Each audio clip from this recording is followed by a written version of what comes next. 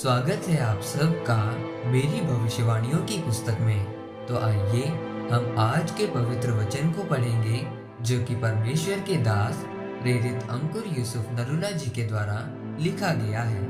प्रार्थना आपको आगे लेकर जाती है, जैसा कि उत्पत्ति की पुस्तक अध्याय 39 उसकी 3 आयत में लिखा है।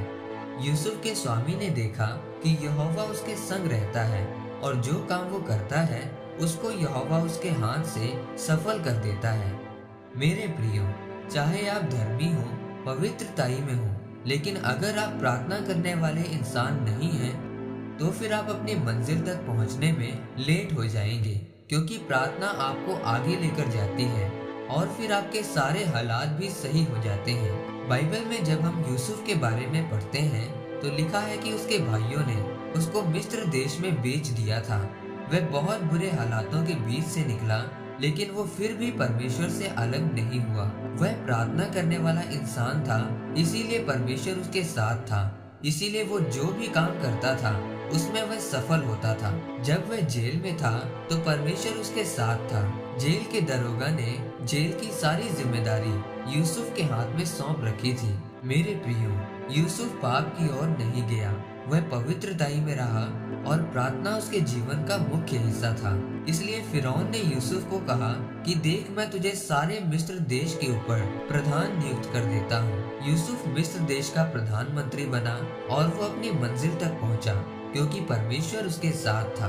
मेरे प्रियो, अगर यूसुफ प्रार्थना करने वाला और परमेश्वर के साथ चलने वाला इंसान ना होता तो वह कभी भी अपनी मंजिल तक ना पहुंच पाता और जो योजना परमेश्वर ने उसके लिए रखी थी उसे कभी भी पूरा न कर पाता। अगर उस समय वह पोतीफर की पत्नी के साथ सोकर पाप कर लेता तो सोचता कि मैं परमेश्वर के साथ सही रीति से चलता हूँ, पर फिर भी मैं जेल में क्यों हूँ। मेरे प्रियो, यूसुफ परमेश्वर के वचन के अनुसार चलता रहा, परमेश्वर के साथ वफादारी से चलता रहा, पवित्रताई में बना रहा और उसने प्रार्थना करनी नहीं छोड़ी।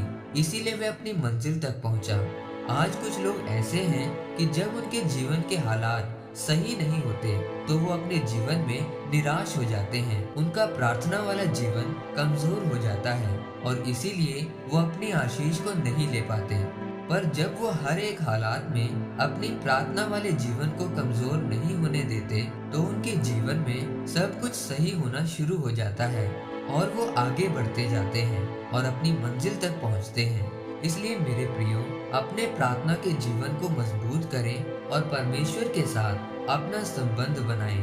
अपने प्रार्थना के जीवन को कमजोर न होने दें, फिर आप आगे बढ़ते जाएंगे और आशीषित होते जाएंगे। आमीन। आइए परमेश्वर के दास के द्वारा लिखी गई इस प्रार्थना को आप मेरे साथ एक मन होकर करें। सर्वशक्तिमान परमेश्वर, इस वचन के लिए मैं आपका धन्यवाद करता हूँ। परमेश्वर, अपना अनुग्रह मुझ पर करें ताकि मैं आपके वचनों के अनुसार अपने प्रार्थना वाले जीवन को मजबूत बना सकूं और आपके वचनों पर चल सकूं। प्रभु यीशु मसीह के नाम में आमीन। परमेश्वर आप सबको आज के वचन के ऊपर मनन करने के द्वारा आशीषित करें। आमीन।